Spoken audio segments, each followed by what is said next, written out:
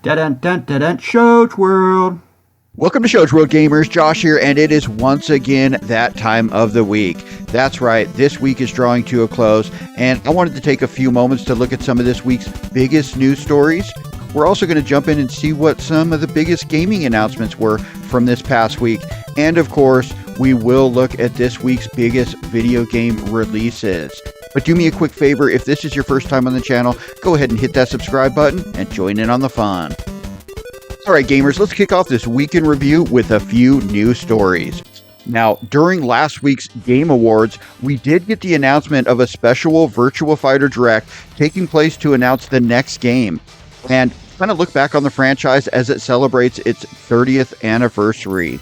So this week kicked off with that Direct showcasing the Sega fighting game, which was really the first real mainstream 3D fighter. I remember seeing this game in the arcade, and it was awesome. But even more than that, I remember when Virtua Fighter 2 released. When that arcade machine showed up in arcades, it blew everybody away how amazing the visuals looked and how fluid the movement was. Now, the Direct did drop this awesome trailer here, which shows off the history of Virtua Fighter, and they did announce that Virtua Fighter is back and a new game is in the works, but info on that project was pretty sparse.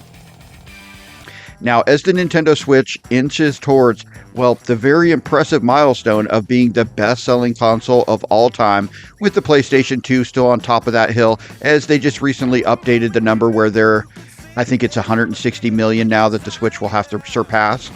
But the Nintendo Switch has surpassed the PlayStation 2 in the US, becoming the second best-selling console in the US, behind only the Nintendo DS. In a report from November, it was stated the Switch has sold, I think it was from Circana, but they did state that the Switch has sold 46.6 million units in the US, but that's still kind of a ways off from the DS, which has reportedly sold 53.8 million units in its lifetime.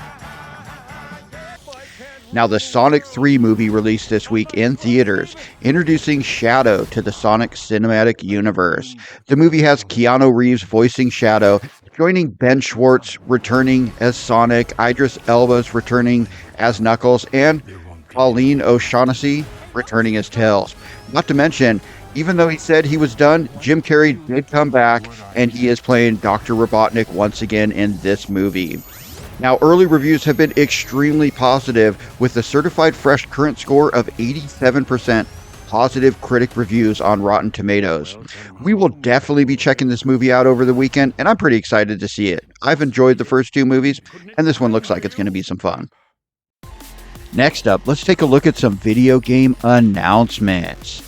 Now, Neon Apex Beyond the Limit is, well, a really cool looking, kind of anime-looking, futuristic, arcade-style racing game, and it released a high-octane announcement trailer this week that showed off multiple characters and some vehicle customization. Also, it included some really promising-looking gameplay. The game is scheduled for a 2025 release on the Nintendo Switch, PlayStation 5, PC, and Xbox Series systems. And at this point, I presume this will be on the Switch too also, but hey, this looks pretty awesome. Definitely going to keep my eye on this one. Also, one announcement that kind of slid under the radar at last week's The Game Awards was Shadow Labyrinth. The game is an action-adventure video game developed by Bandai Namco. This is explained to be a continuation of the Pac-Man secret level episode Circle, which is one of the episodes on the show available now on Amazon Prime Video, and definitely worth a watch. The game is coming in 2025 to the Nintendo Switch, PlayStation 5, PC, and Xbox Series systems. Now, speaking of the Game Awards, this week we finally got a look at gameplay for a game that was announced at the Game Awards all the way back last year. Now, Exodus is the game, and, well, this game looks awesome. The game is a third-person action shooter that is drawing comparisons to the Mass Effect franchise.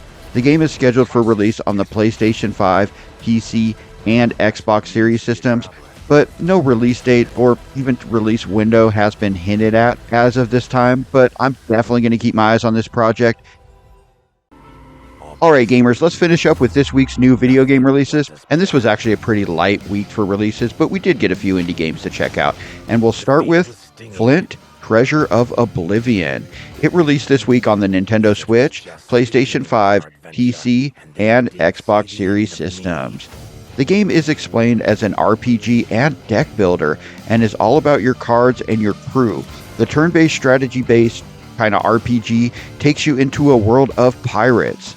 Assisted by your friend Billy Bones and your crew, you play as Captain Flint and you set sail for a mysterious treasure. Also releasing this week was Leaf's Adventure Netherworld Hero. It released on the Nintendo Switch, PlayStation 4, PlayStation 5, PC, Xbox One, and Xbox Series systems. In the game, you take control of Leaf and his loyal sidekick, Ghost, which is an actual ghost, as they combine their strengths to overcome the sinister forces of the Netherworld. The game can be played in single player or in co-op, the action adventure inspired by Nordic folklore. And we did check out the game here on the channel, and I will link that video at the end of this one, so definitely check that out. We had some fun with this title. Alright gamers, that concludes this week in review for the week ending on December 20th. The week started with the Game Awards crowning Astro Bot as their Game of the Year, and it is an awesome game. Definitely check it out if you haven't. Then we rolled the credits on, well, one of the best games of the year as we finished our playthrough of Indiana Jones and The Great Circle, which all 12 parts are now available on the channel, so check that out. I'll link part 1 at the end of this video. And the week ended with Sonic 3 releasing in theaters as video game adaptations continue their hot streak with high quality projects. But let me know anything we may have missed in the comments, and thanks for joining us today gamers. Shows World out.